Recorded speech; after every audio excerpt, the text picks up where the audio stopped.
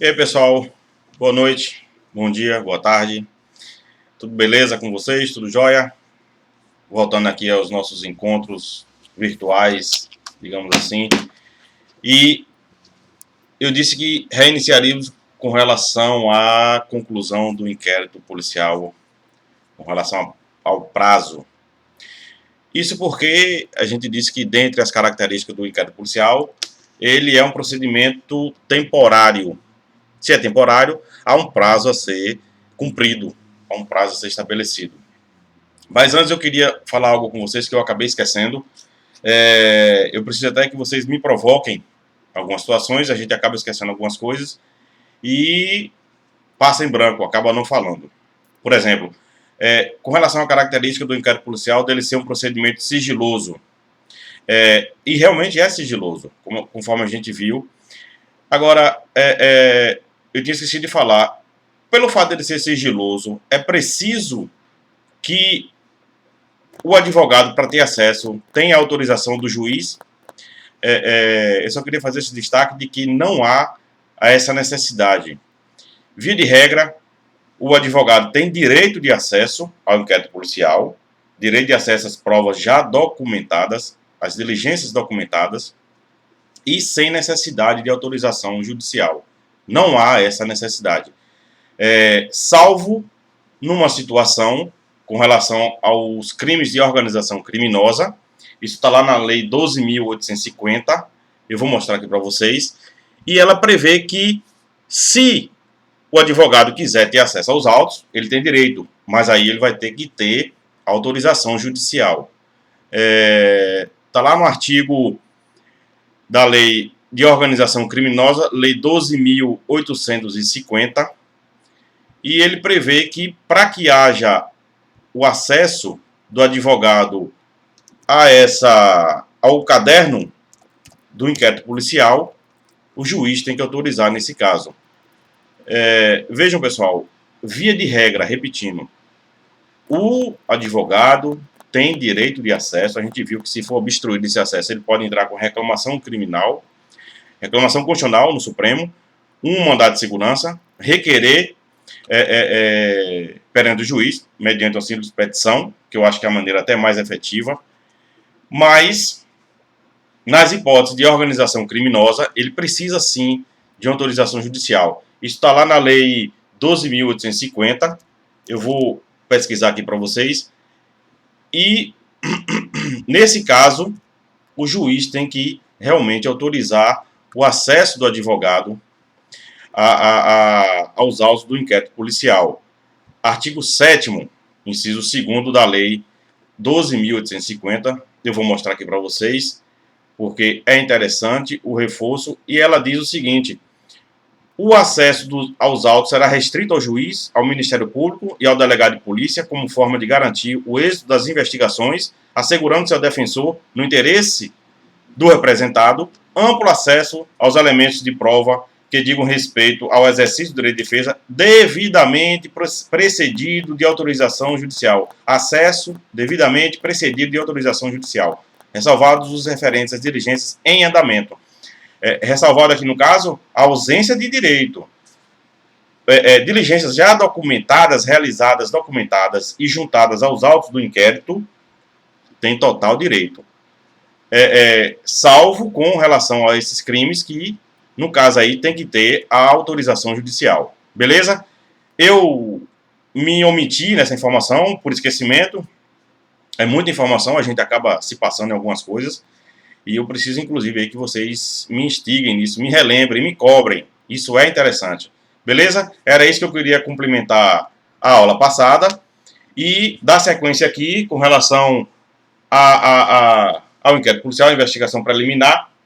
Mas, iniciando, eu vou voltar a falar um pouco mais à frente sobre o prazo de conclusão. Ele é um procedimento temporário, como a gente viu.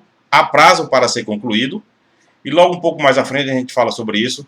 Mas, antes, eu quero reiniciar aqui falando das formas de instauração do inquérito policial. Vejam bem, como é que se instaura o inquérito policial? Nesse aspecto, a gente tem que se atentar à espécie de ação penal ao que aqui está sujeito o delito praticado pelo acusado. Por exemplo, crimes de ação penal pública incondicionada, o inquérito deve ser instaurado de ofício, sem qualquer provocação. E em crimes de ação penal pública condicionada ou em crimes de ação penal privada, tem que haver aí o suprimento de uma condição da representação ou da requisição do ministro da Justiça, no caso, com relação a crimes de ação penal pública condicionada. E nos crimes de ação penal privada, tem que haver o requerimento do ofendido, da vítima do crime. Então, assim, como é que se instaura, como é que se dá início ao inquérito policial?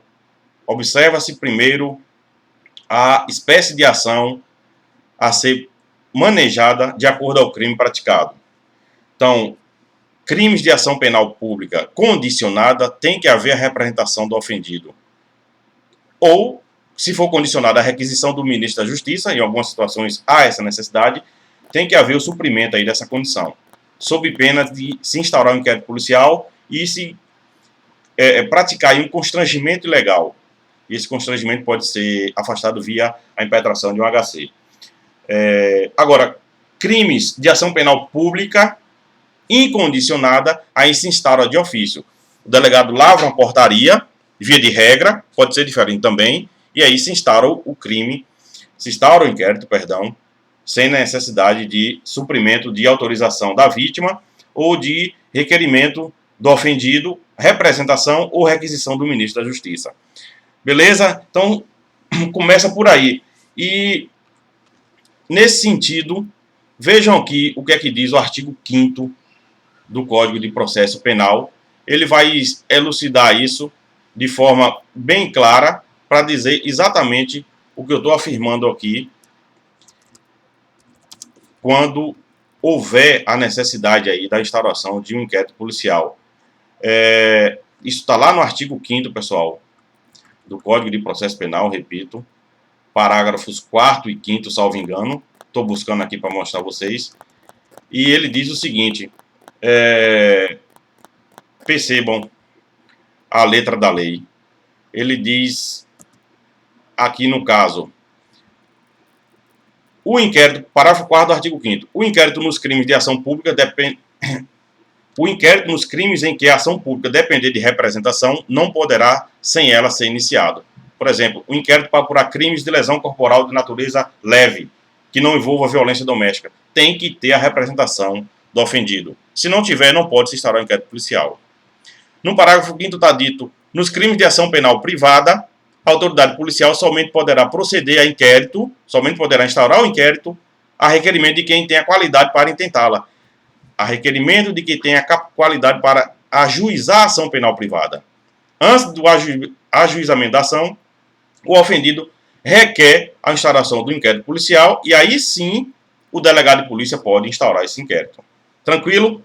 Então, como é que se instaura? De acordo à ação penal a que está vinculada, sujeito o crime praticado. Beleza, pessoal? Então, agora, com relação aos crimes de ação penal pública, aí existem algumas formas de instauração que eu quero mencionar para vocês. O delegado, nesse caso, pode instaurar o inquérito de ofício, pode instaurar mediante requisição da autoridade policial, perdão, da autoridade judicial ou do MP, e pode instaurar também mediante requerimento do ofendido. O ofendido pode apresentar uma representação criminal e requerer que o delegado instaure inquérito policial. Além disso, pode ser mediante qualquer notícia fornecida à autoridade policial por qualquer pessoa do povo e, por fim, por meio do auto de prisão em flagrante. Essas 5 espécies de instauração no crime de ação penal pública incondicionada. Vou repetir e falar mais um pouco detalhado sobre elas. A instauração de ofício, pessoal, se dá quando a autoridade policial toma conhecimento de um crime praticado que é de ação penal pública incondicionada, ou seja, não precisa suprir condição alguma. Por exemplo, crime de homicídio, tráfico de drogas, lesão corporal grave, não há necessidade alguma de representação ou de requerimento do ofendido, não há necessidade, pode até haver requerimento, mas o delegado pode instaurar de ofício, sem precisar da provocação de ninguém, e aí Após o momento que ele tomar conhecimento, ele lavra uma portaria, a instauração se dá mediante a lavratura de uma portaria. Essa é a peça inaugural do inquérito policial, nessas situações, e dá início às investigações. Então, instaura-se de ofício, sem provocação. E uma outra forma, a requisição do ministro da Justiça ou na verdade, a requisição do ministro da Justiça é uma condição. Então, aí, a condição suprida, ele é obrigado a instaurar. A gente falou agora há pouco. Requisição do MP e do juiz. A discussão aqui, pessoal, é que é inadequado o juiz estar requisitando a instauração de inquérito policial. Por que que é inadequado? Porque isso vai de encontro, flagrantemente de encontro, ao sistema acusatório, que agora foi adotado com o pacote anticrime de forma expressa no Código de Processo Penal. E percebam que juiz requisitando, a requisição à ordem, a instauração de inquérito policial, ele já visualizou a prática de um crime ali. Se ele visualizou esse crime, obviamente ele já está, de certa forma, inclinado a enxergar o acusado como autor do crime. E aí há uma quebra inevitável da sua imparcialidade. Então, critica-se muito, a doutrina critica muito essa possibilidade de instauração, porque juiz requisitando instauração de inquérito é uma coisa meio que até esdrúxula, né? E está na lei, realmente isso está na lei. Mas tem-se que isso é uma ofensa clara ao sistema acusatório, e aí não se é cabível, não é pertinente a requisição realizada pelo Ministério Público, realizada pelo juiz de direito, perdão, para fim de instauração de inquérito policial. Do MP, sim, há uma requisição, o MP é o titular da ação penal, o MP é parte. Se ele decide não investigar, porque o MP pode investigar também, e a gente vai falar disso lá um pouco mais na frente, ele requisita, e o delegado, se a requisição não ofender a legalidade, não ofender a Constituição, ele é obrigado a instaurar inquérito policial. Nesse caso, pessoal, a instauração se dá, ela se inicia com a própria requisição. Aí o delegado não precisa lavrar uma portaria para instaurar o inquérito policial. Da requisição mesmo, ele instaura o inquérito policial sem lavrar portaria, e se lavrar também não há nada de errado, digamos assim, até um excesso louvável, e começa a investigar. Mas a requisição do MP dá início, sim, o delegado fica obrigado a instaurar o inquérito policial nessa situação, e daí iniciar as investigações. Repetindo, a requisição em si já dá início à instauração do inquérito policial sem a lavratura de uma portaria, que geralmente se instaura o inquérito policial por meio de uma portaria. Também se instaura mediante requerimento do ofendido. O ofendido pode sim, ou seu representante legal, não só o ofendido, mas o seu representante legal. Ele pode muito bem requerer, apresenta o requerimento por escrito ao delegado de polícia, e o delegado de polícia aí não tem lá a obrigação de instaurar, como se tem na requisição. Requisição é sinônimo de ordem. Requerimento, ele vai ser analisado. Vai analisar o quê? A veracidade das informações ali contidas, e daí, se o delegado entender que são plausíveis a conduta narrada pelo requerente, ele aí, no caso, o ofendido, ou seu representante legal, aí ele passa a investigar. Aí ele instaura o inquérito policial e inicia as investigações. Também inicia-se por meio de uma notícia oferecida por qualquer pessoa do povo. E eu vou falar um pouco mais à frente sobre essa notícia, que é a notícia do crime, notitia criminis, falando aqui em latim. Então, a pessoa vai passando pela rua, vê a prática de um ato criminoso, um homicídio, um roubo, um furto, e transmite essa notícia à autoridade policial, no caso, o delegado de polícia. Daí, ele também tem que se certificar da veracidade dessas informações. Não é somente chegar à delegacia e dizer, doutor, na rua tal, agora aqui, ó, tem 10 minutinhos que aconteceu um crime, está lá o corpo estendido, crime de homicídio, e daí, a partir dali, somente com essas informações, o delegado instaurar o inquérito policial. Não é bem assim. A autoridade vai se certificar das informações, concluindo que são verídicas, havendo elementos que comprovem essas informações, e ele aí instaura inquérito policial. Se não, ele simplesmente indefere o requerimento apresentado pelo ofendido, perdão, por qualquer pessoa do povo. E tem também, pessoal, a instauração por meio de um auto de prisão em flagrante. Isso aí quem diz é o professor Renato Brasileiro, e ele diz que o auto de prisão em flagrante, apesar de não estar previsto no artigo 5º como hipótese de instauração, dali sim ele entende que é possível o nascimento do inquérito policial para que haja a consequente investigação do crime. Então, são elas as formas de instauração em crime de ação penal pública incondicionada. De ofício, o delegado não precisa de provocação de ninguém. Requisição do MP ou do juiz. A do juiz está aí muito criticada, é inadequada, ao meu ver também. O juiz não pode ficar requisitando, pelo fundamento que eu já mencionei aqui. Requerimento do ofendido, também, que deve ser analisado aí pelo delegado de polícia. Uma notícia de qualquer pessoa do povo ou um auto de prisão em flagrante, lavrado quando a pessoa é, obviamente, presa quando da prática do crime. Então, são essas formas que se dá início ao inquérito policial. Além das outras que eu falei, em crimes de ação penal privada ou crimes de ação penal pública condicionada. Eu vou repetir. Ação penal pública condicionada. Tem que haver o suprimento da condição. Por exemplo, representação do ofendido, da vítima, ou requisição do ministro da Justiça, que são condições da ação. Nós vamos mais à frente tratar delas minuciosamente. E em crime de ação penal privada, tem que ter o requerimento do ofendido. A ação penal privada é regida pelo princípio da disponibilidade. Eu vou falar sobre isso, mas já quero adiantar. Portanto, ela só nasce se for do interesse do próprio ofendido, da própria vítima. Por exemplo, crimes contra a honra. O ofendido vai lá e apresenta um requerimento ao delegado, ele aí investiga, e aí, após a conclusão do inquérito policial, o ofendido pode ou não ingressar com ação penal. Tranquilo? Eu falei, vamos falar um pouquinho mais aqui dessa notícia do crime, como é que ela pode acontecer, de forma bastante simples e imediata, digamos assim, ou até mesmo imediata, eu vou mencionar aqui essa diferença, porque qualquer pessoa do povo pode se dirigir ao delegado e informar a prática de uma conduta delitiva. Essa notícia, num conceitozinho rápido, ela se traduz em um conhecimento espontâneo da autoridade policial da prática de um crime, conhecimento esse fornecido por qualquer pessoa do povo. Então, qualquer um da gente pode informar o delegado da prática de um crime e daí partir para se investigar mediante a instauração do inquérito policial.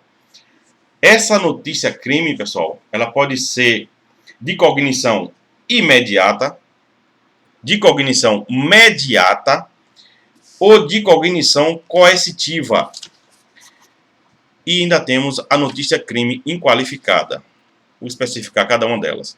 O que vem a ser a notícia do crime ou a notícia criminis de cognição imediata é exatamente aquela que é também chamada de espontânea e que a autoridade toma conhecimento da prática do crime através de suas atividades rotineiras.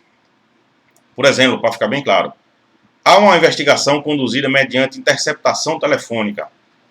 E na interceptação telefônica, descobre-se que, além do crime investigado, por exemplo, um tráfico de drogas, houve a prática do crime de homicídio. É a chamada de descoberta fortuita de novos crimes.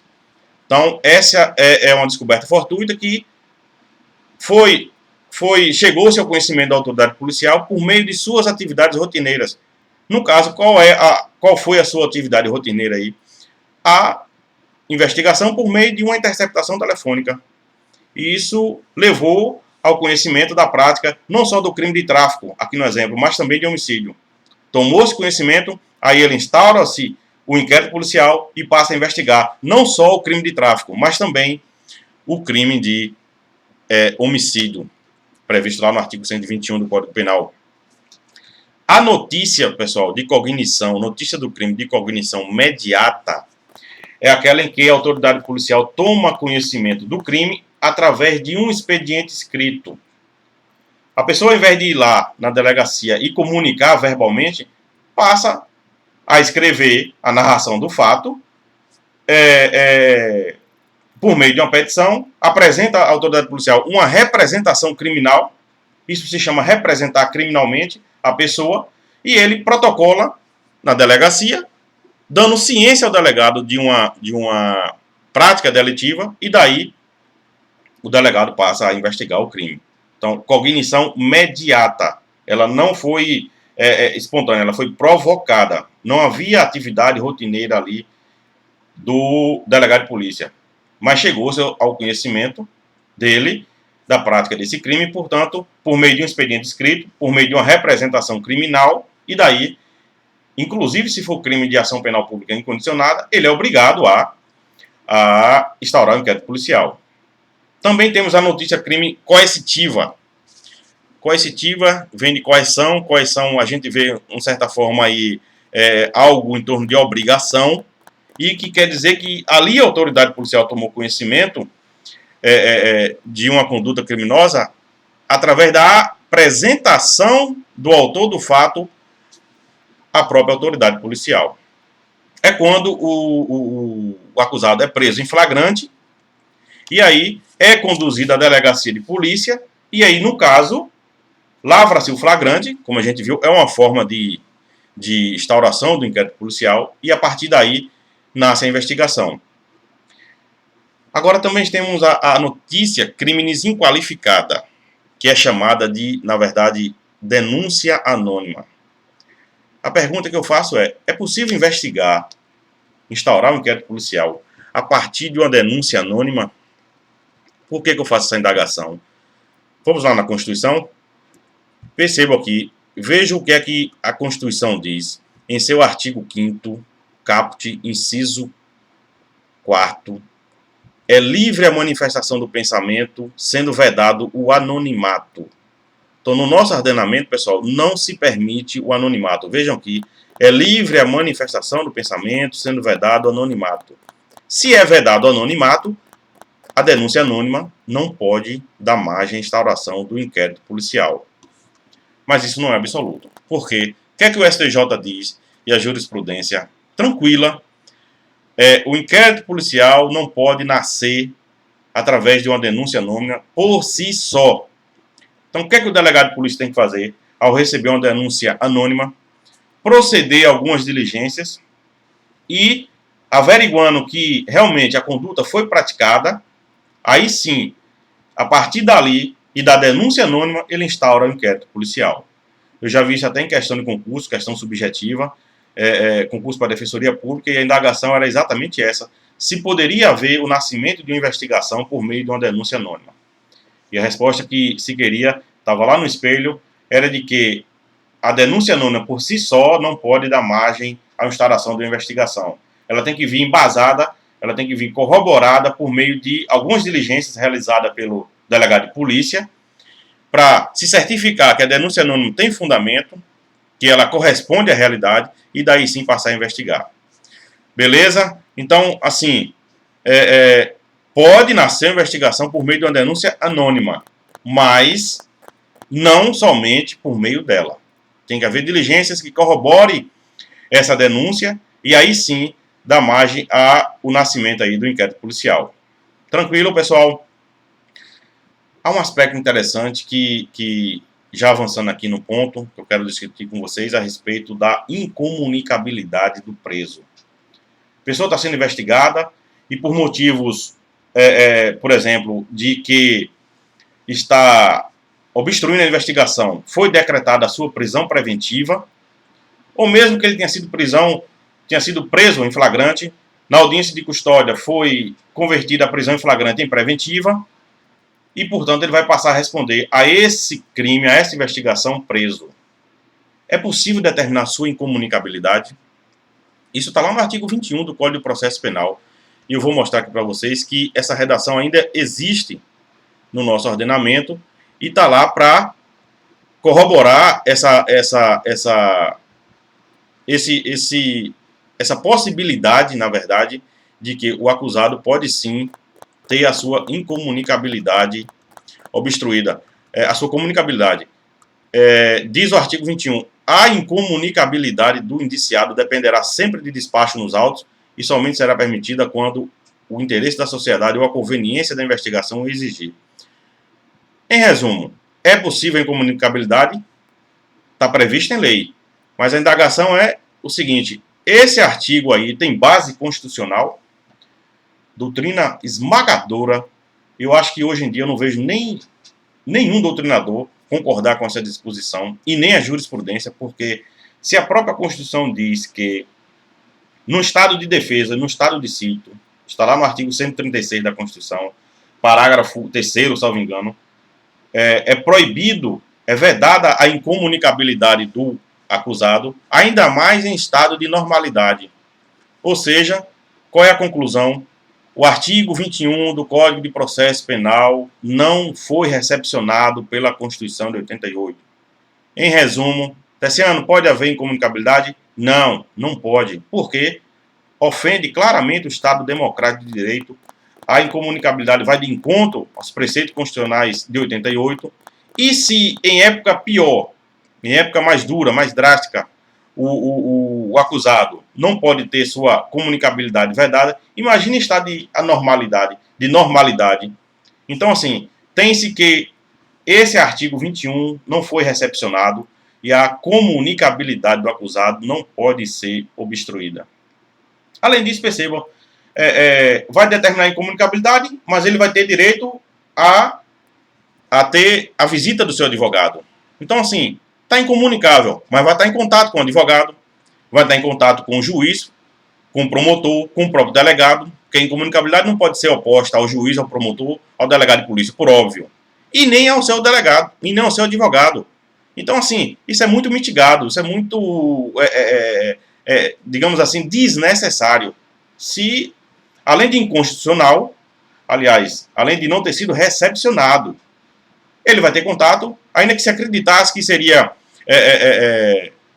digamos assim, útil à investigação, ele teria contato com o advogado. E aí, como é que vai obstruir a sua comunicação ali? Ele poderia lhe comunicar tudo para o seu advogado, eventualmente, e manejar a continuidade do crime, digamos assim. Então, em resumo, apesar de prevista no Código de Processo Penal, a incomunicabilidade não foi recepcionada e ela não é utilizada hoje em dia. Ok? Avançando aqui um pouco. O preso, com a pessoa presa, investigada, de que forma se dá a sua identificação? Como é que o preso é identificado, pessoal? Nós temos duas formas, a identificação civil e a identificação criminal. E por que ela é importante? Estão lembrados do princípio da personalidade da pena? Estão lembrados que a pena não pode passar da pessoa do acusado? E aí tem que haver a sua identificação correta, exatamente para que não venha ninguém a ser condenado no lugar de outra pessoa. Isso é interessante.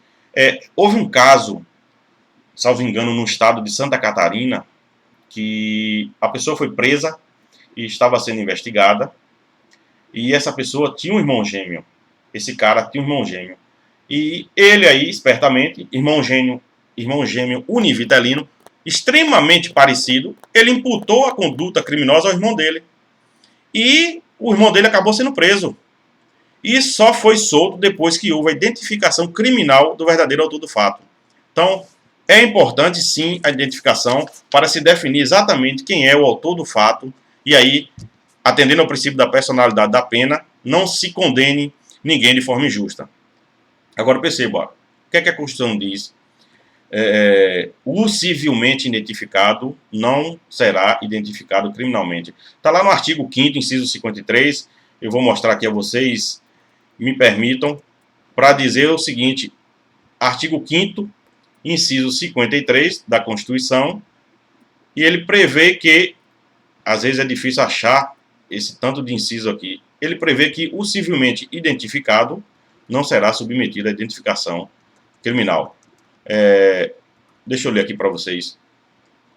Artigo 5º, inciso 53, não, pessoal, 58. É muito inciso.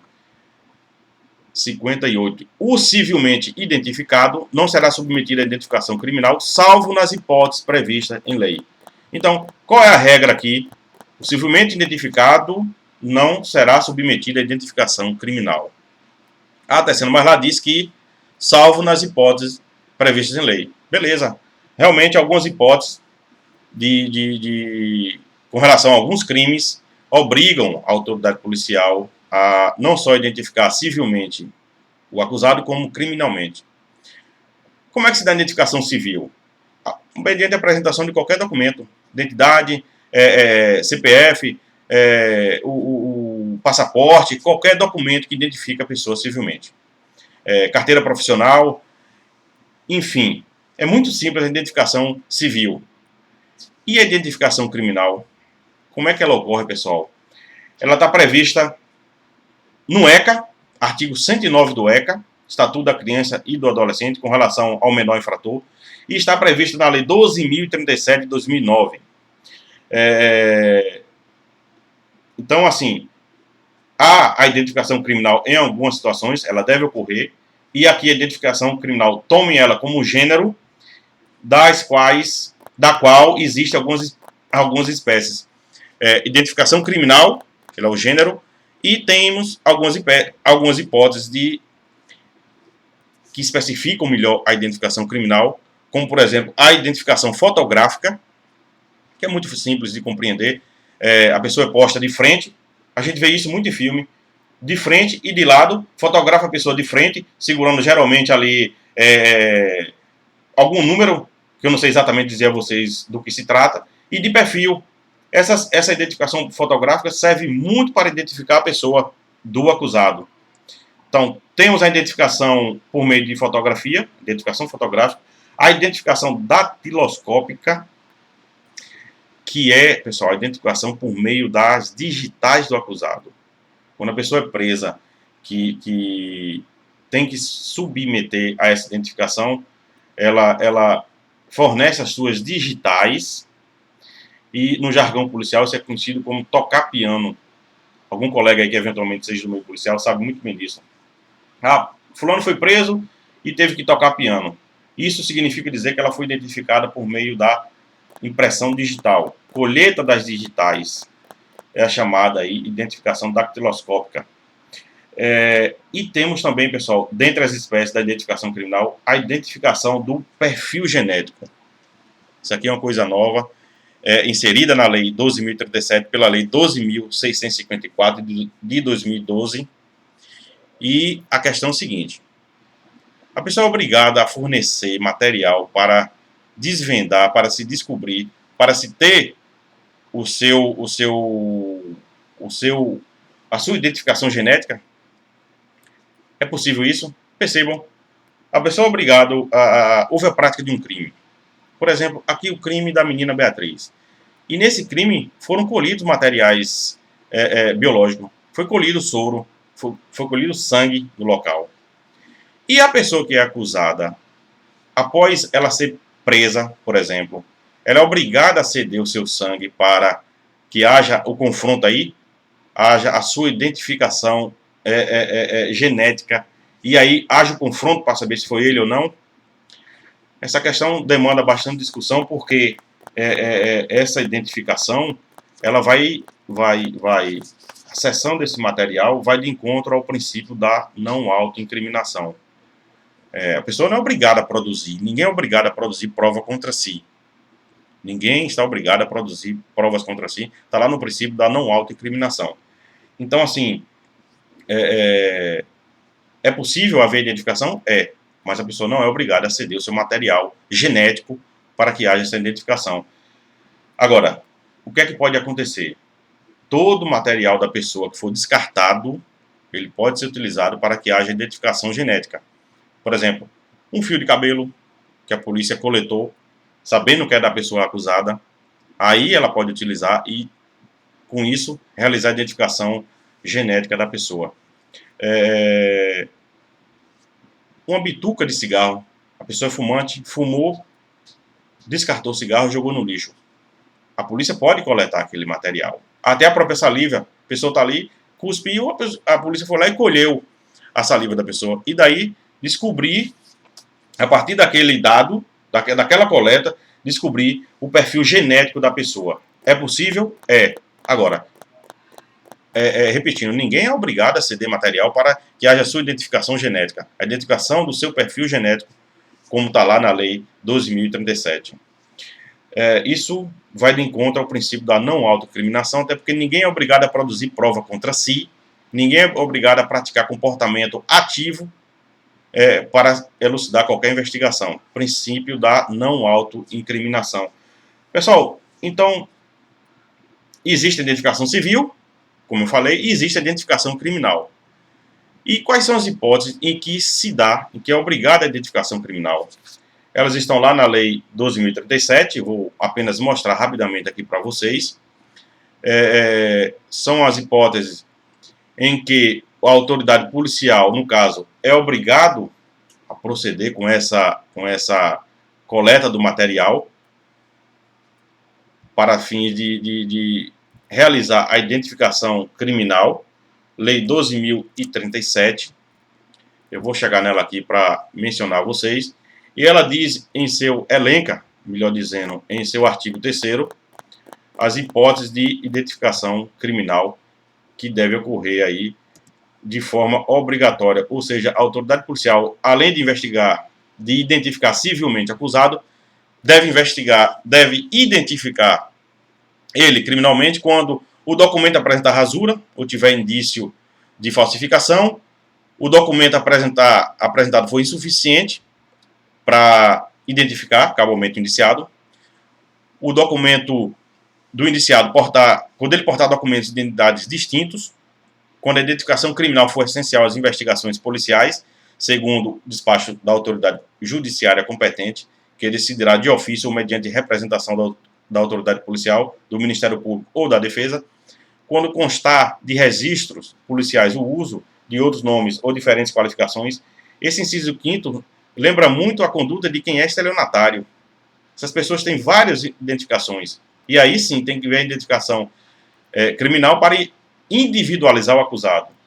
Ou quando o estado de conservação ou a distância temporal ou da localidade da expedição do documento apresentado impossibilite a completa identificação dos caracteres essenciais.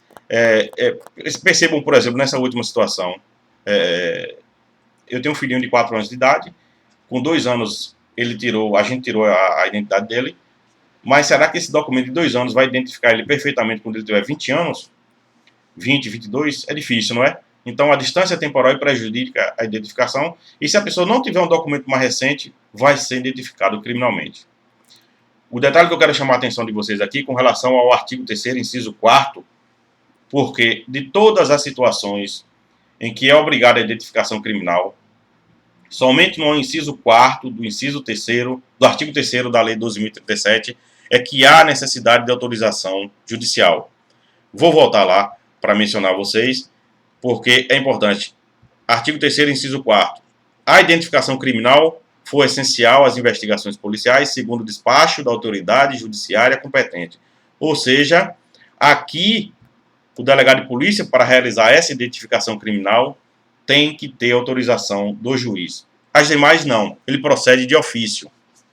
Mas nessa situação do inciso 4º do artigo 3º, tem ele a obrigação de requerer ao juiz a autorização, ou haver até uma representação do delegado de polícia ou requerimento do promotor de justiça.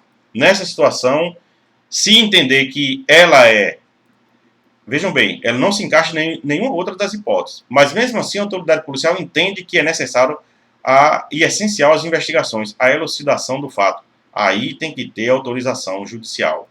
Beleza? Artigo 3º, inciso 4º da Lei 12.037.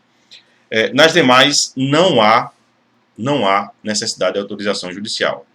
Volto a repetir com relação à identificação do perfil genético. É novidade introduzida na Lei 12.037 pela Lei 12.654 de 2012 e que confronta aí, né, como dito, com o princípio da não autoincriminação. Esmagadora maioria da doutrina diz que essa identificação aí é inconstitucional porque exatamente fere o princípio da não não autoincriminação, ninguém é obrigado a produzir provas contra si. Processo Penal 2, eu detalho bastante essa situação com relação a provas, lá do artigo 155, 156, mas ainda assim, nesse período da gente vai dar uma pincelada nesses dois artigos relacionados a provas. Tranquilo?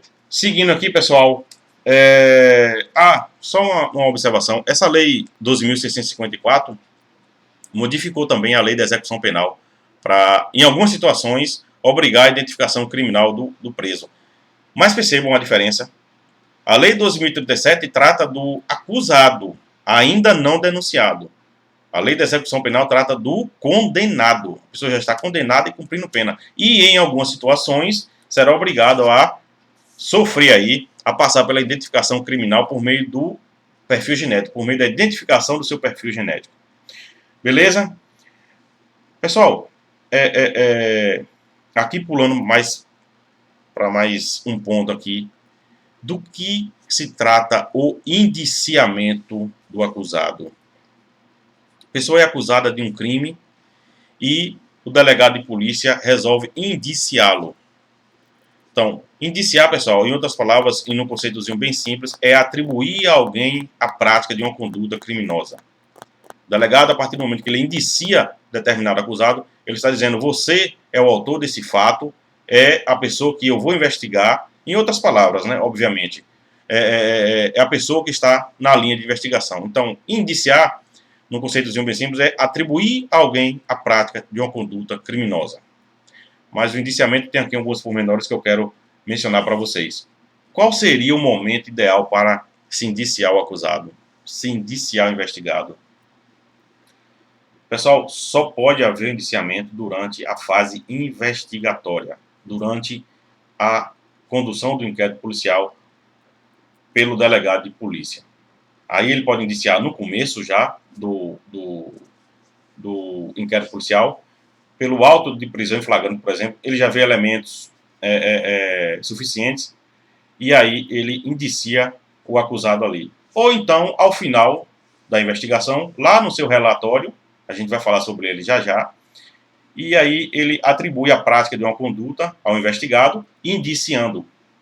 Então, assim, momento do indiciamento, ele só pode ocorrer durante as investigações. Por que eu estou insistindo nisso? Exatamente porque o indiciamento após o oferecimento da denúncia se constitui em flagrante constrangimento ilegal.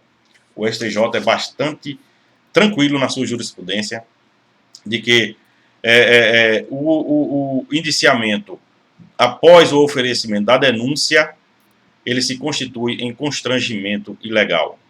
Só para reforçar aqui, percebam aqui essa jurisprudência do STJ, olha o que diz aqui, de 2016, processual penal, habeas corpus, artigo 3º, inciso 1º e artigo 4º, a linha A, ambos da lei 4898, antiga lei de abuso de autoridade, nulidade, determinação de indiciamento após o recebimento da denúncia, constrangimento ilegal evidenciado.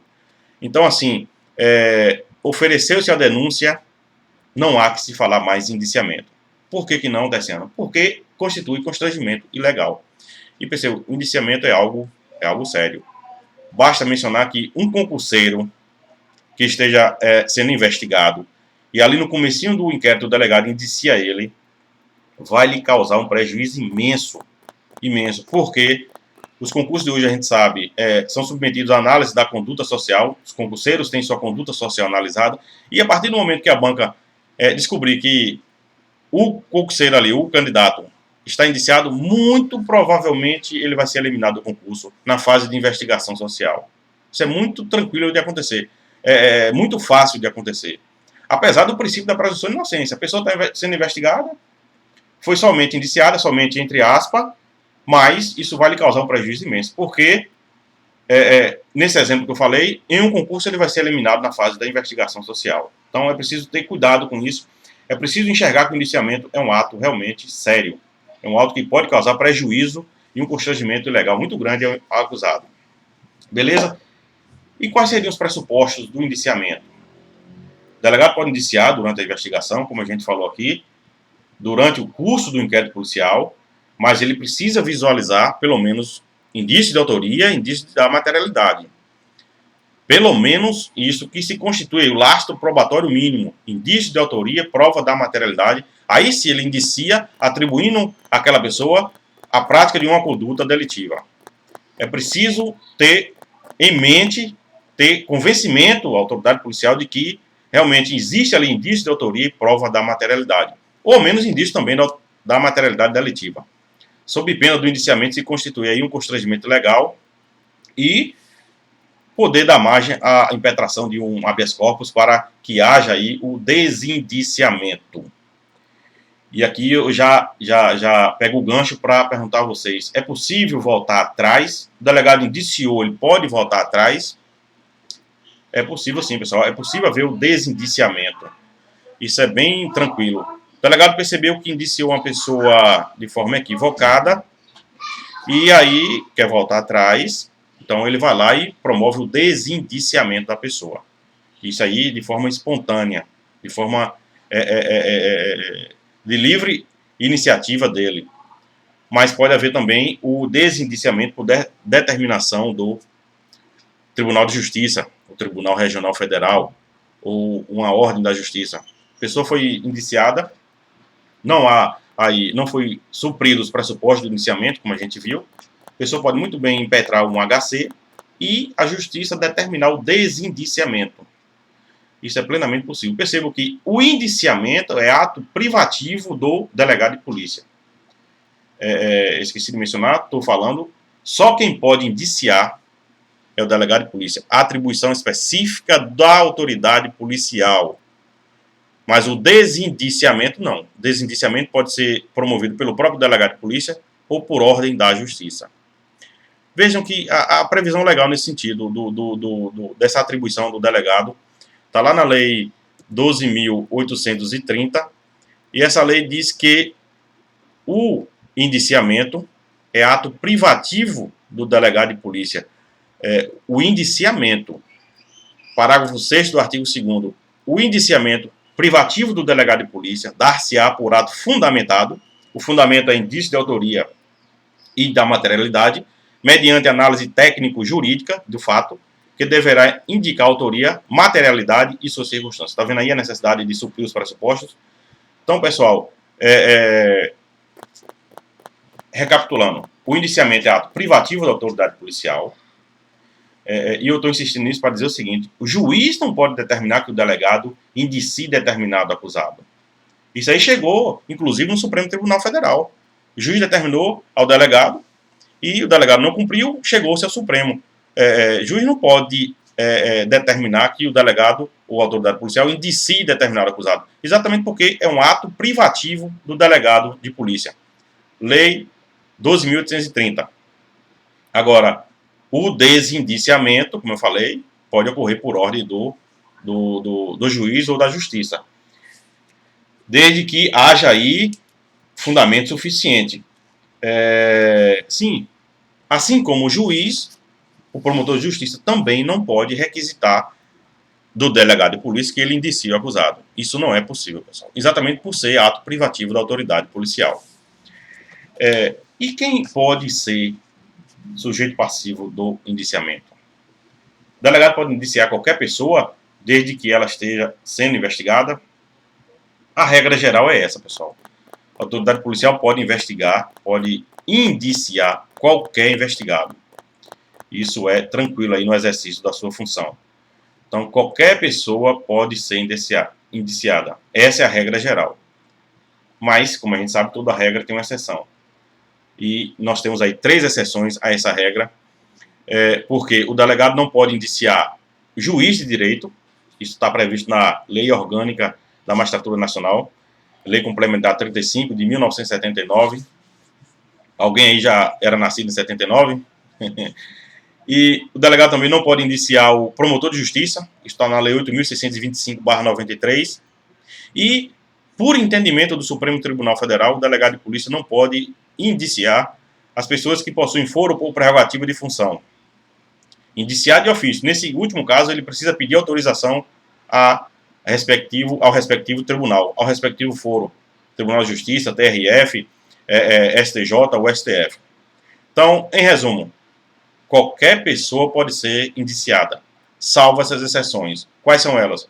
Juiz de direito, promotor de justiça e as pessoas que possuem foro por prerrogativa de função. Tranquilo? Vamos seguir? Tem uma consequência do indiciamento que eu acho extremamente grave para quem é servidor público. Daí que eu mencionei agora há pouco a gravidade de ser indiciado. A pessoa que é servidor público e está sendo investigado por crime de lavagem de capitais, lá da Lei 9.613, ela é, por efeito automático do indiciamento, afastada das suas funções. Veja o que é que diz a lei de lavagem de capitais em seu artigo 17. 17D. Veja essa redação, pessoal. Em caso de indiciamento do servidor público, este será afastado, sem prejuízo de remuneração e demais direitos previstos em lei, até que o juiz competente autorize em decisão fundamentada o seu retorno. Ou seja, foi indiciada, por efeito automático a pessoa está afastada do seu cargo. É meio que forçar a barra, né? Há uma crítica aí pesada da doutrina, porque isso ofende claramente o princípio da presunção de inocência, obviamente, não é? Então, o que é que a doutrina diz? Efeito automático, não, mas pode haver o afastamento mediante decisão judicial. Agora, simplesmente, o delegado instaurou um inquérito e logo ali na frente indiciou o acusado, no caso aqui, servidor público, e daí, por conta desse indiciamento, automaticamente ele deve ser afastado das funções. Ao meu sentir, me parece um pouco aí realmente inconstitucional essa disposição. Flagrantemente aí, ofendendo o princípio da presunção de inocência. Agora, por determinação judicial, aí já é outro viés. É interessante porque aí essa disposição, me parece que esse afastamento, me parece que deve ser relegado aí à reserva de jurisdição para o juiz analisar se é ou não interessante esse afastamento, se é ou não necessário. Dito isso, pessoal, avançamos aqui para a conclusão do inquérito policial. O inquérito policial é um procedimento, dentre outras características, é um procedimento temporário, a gente viu, e por ser temporário, ele tem um prazo específico para ser concluído. No caso, qual é a regra geral exposta lá no artigo 10 do Código de Processo Penal, e eu volto aqui a ele para mostrar a vocês, artigo 10 do Código de Processo Penal, dizendo que se o acusado estiver preso, o prazo de conclusão do inquérito policial é de 10 dias, e se estiver solto, é de 30 dias. Vejam aqui o que é que diz o artigo 10, caput. O inquérito deverá terminar no prazo de 10 dias, se o indiciado estiver preso, em flagrante, ou estiver preso preventivamente, contado o prazo, nessa hipótese, de prisão preventiva, a partir do dia em que se executar a ordem de prisão, ou no prazo de 30 dias, quando estiver solto, mediante fiança ou sem ela. Eu quero esclarecer aqui o seguinte a vocês. Aqui a regra geral. 10 dias se estiver preso, 30 dias solto. 10 dias se estiver preso, pessoal, se for decretada a prisão preventiva, esse prazo conta-se do dia da efetivação da prisão. Não é da decretação. Decretou-se hoje, foi preso daqui a 30 dias, esse prazo de conclusão do inquérito, 10 dias, conta-se a partir da prisão. Ok? Mas essa é a regra geral, e como a gente sabe, toda regra tem exceção. Então, algumas leis especiais prevêem prazos específicos para a conclusão do inquérito policial. E eu quero mostrar aqui a vocês que algumas leis, um quadrozinho que eu especifiquei aqui, prevê essa disposição, essa previsão de prazo específico, para diferenciar da regra geral, diferenciar do Código de Processo Penal. Por exemplo, observem aqui, a Justiça Estadual tem prazo de 10 dias para concluir, na Justiça Estadual, prazo de 10 dias se o réu estiver preso, e 30 dias se estiver solto. Crime federal, o prazo de conclusão do inquérito, se o réu estiver preso, é de 15 dias, prorrogável por mais 15. Observem aqui, 15 dias, prorrogável por mais 15. Se estiver solto, o prazo é de 30 dias. Na lei de drogas, o delegado que está investigando o crime de tráfico de drogas e réu preso, ele tem 30 dias para concluir o prazo, concluir o inquérito, e esse prazo pode ser prorrogável por mais 30 dias. Está lá na lei de drogas. Se o réu estiver solto, 90 dias, prorrogável por mais 90 dias. Na Justiça Militar, esse prazo está no Código Penal Militar, 20 dias, se o acusado estiver preso. 40 dias se estiver solto, prorrogável por mais 20 dias. Na Lei da Economia Popular, o prazo é de 10 dias, independentemente do acusado estiver solto ou preso. E nos crimes hediondos, E prisão, com relação à prisão temporária, lei 9.760 de 89, o prazo é de 30 dias, prorrogável por mais 30, se o réu estiver preso, e solto, não há previsão.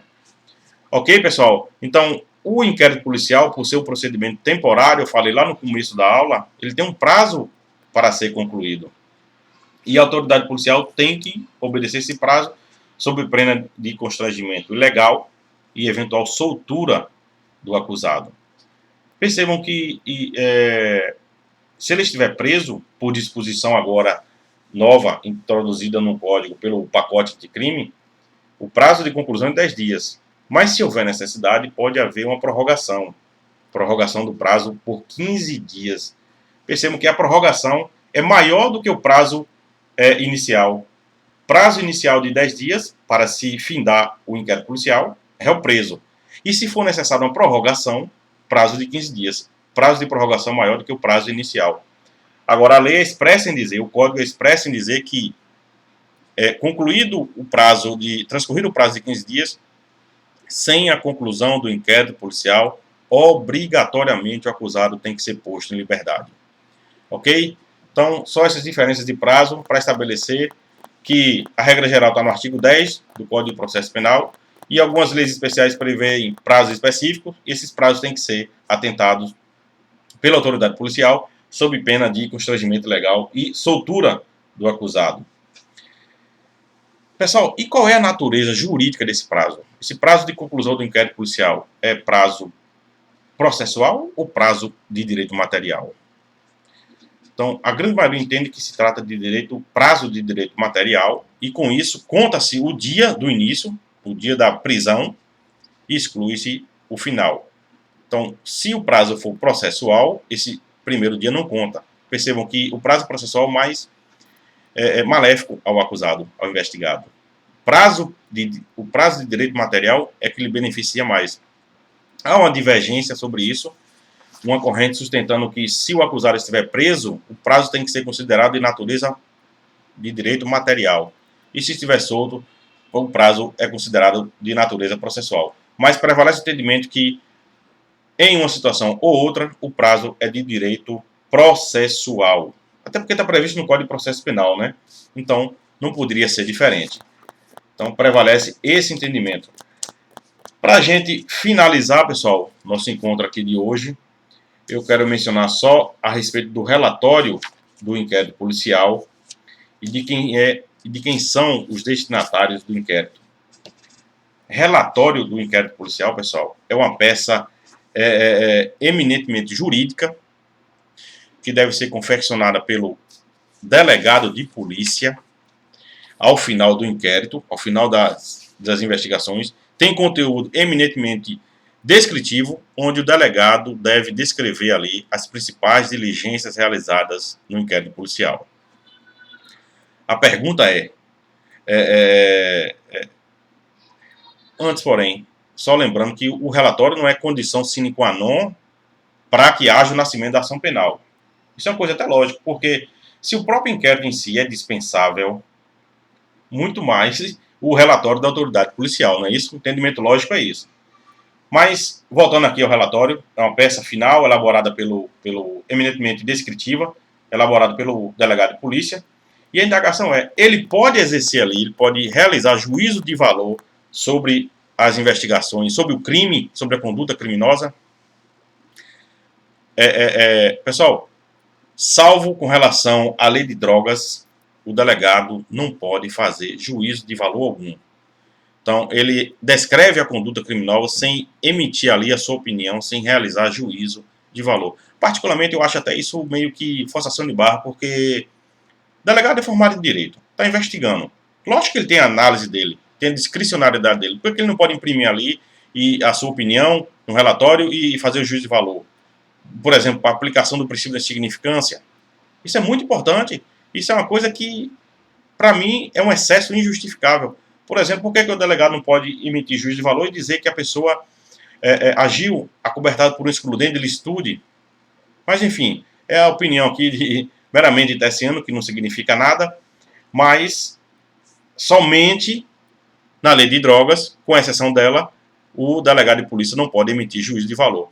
Na lei de drogas, está lá dito no artigo 50, eu vou mencionar aqui para vocês, lei 11.343, artigo 52, inciso 1º, dizendo que o delegado de polícia relatará sumariamente as circunstâncias do fato, justificando as razões que a levaram à classificação do delito, a levaram à autoridade policial, indicando a quantidade e natureza da substância ou do produto apreendido, o local e as condições em que se desenvolveu a ação criminosa, as circunstâncias da prisão, a conduta, a qualificação e os antecedentes do agente. Isso, pessoal, está previsto na lei de drogas para que haja um juízo de valor feito pelo delegado de polícia para discernir se houve tráfico ou se houve consumo de drogas. Ali ele pode discernir se a pessoa é um traficante ou é um usuário. Então, regra geral, o delegado de polícia não pode exercer juízo de valor no seu relatório. Ao meu ver, forçação de barra, excesso injustificável. Exceção, lei de drogas, artigo 52, inciso 1º, dizendo que o delegado de polícia, ao final, deve sim ali relatar o porquê para discernir. A lógica da lei é isso, a interpretação que se deve dar é porque ele deve se saber, buscar-se a saber se a pessoa praticou crime de tráfico ou crime de consumo, que ainda é considerado como crime, né? A tendência é acabar com isso, o uso da droga, mas ainda é, juridicamente falando, crime. Na sequência aqui, pessoal, eu mencionei que a gente ia falar dos destinatários do inquérito policial. E aí eu vou preferir encerrar a aula por aqui. A gente já vai aqui em 1 hora para não ficar cansativo e maçante para vocês. Eu sei que esse sistema é um tanto quanto cansativo. O esforço é muito grande. É mais fácil para mim estar falando aqui do que para vocês assistir depois. Até porque eu sei que essa aula aqui não é muito agradável. Vocês estão vendo aqui, vão ver aqui várias vezes essa cara gorda dando aula, mas enfim, eu vou preferir encerrar aqui, porque hoje esse é o método que a gente está utilizando, infelizmente tem que ser por esse caminho, pelo menos temporariamente, e na próxima aula, talvez eu grave até amanhã ou segunda-feira, a gente reinicia referindo-se aos destinatários do inquérito policial, a quem se destina o inquérito policial quando ele é concluído. Ok? Um abraço a todos, bom final de semana, aproveitem bastante.